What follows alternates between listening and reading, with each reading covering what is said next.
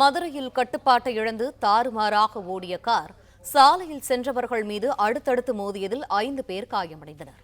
இது தொடர்பான மேலும் விரிவான தகவல்களை எமது செய்தியாளர் ராஜ்குமார் வழங்க கேட்போம். ராஜ்குமார், இந்த விபத்தானது எப்படி நடந்தது? இது தொடர்பான விரிவான தகவல்கள் என்ன?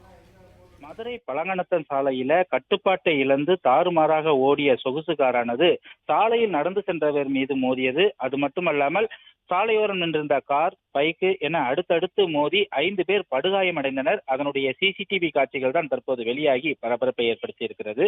மதுரை மாநகர் முத்துப்பட்டி பகுதியிலிருந்து திருப்பரங்குன்றம் சாலை வழியாக சென்று கொண்டிருந்த எக்ஸ்யூவி சொகுசு காரானது மதுரை பழங்கணத்தம் பேருந்து நிறுத்தம் அருகே சென்ற போது அது கட்டுப்பாட்டை இழந்து தாறுமாறாக ஓடியது.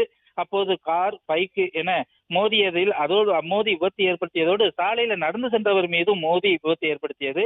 இதில் 5க்கும் மேற்பட்டோர் காயமடைந்தனர். அவர்களை உடனடியாக மீட்டு அங்குள்ள தனியார் மருத்துவமனையில் சிகிச்சைக்காக அனுமதிக்கப்பட்டனர். தற்போது அந்த காரானது அதிவேகமாக வந்து மோதக்கூடிய அந்த சிசிடிவி காட்சிகள் அப்பகுதியில் வைக்கப்பட்டிருந்த கேமராவில் பதிவாகியிருந்த காட்சிகளும் தற்போது வெளியாகி பரபரப்பை ஏற்படுத்தி இருக்கிறது. இந்த விபத்து குறித்து சுப்பிரமணியபுரம் காவல்துறையினரும் தீவிரமாக விசாரணை நடத்தி வருகிறார்கள். அந்த விபத்து ஏற்படுத்திய காரையும் பறிமுதல் செய்து காவல் நிலையத்தில் கொண்டு வந்து நிறுத்தியுள்ளனர். பட்ட பகலில் அதுவும் தாறுமாறாக ஓடி விபத்து ஏற்படுத்திய சம்பவமானது அப்பகுதியில் பெரும் அதிர்ச்சியை ஏற்படுத்தி இருக்கிறது.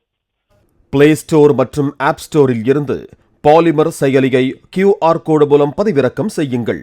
செய்திகளை உடனுக்குடன் பெறுங்கள்.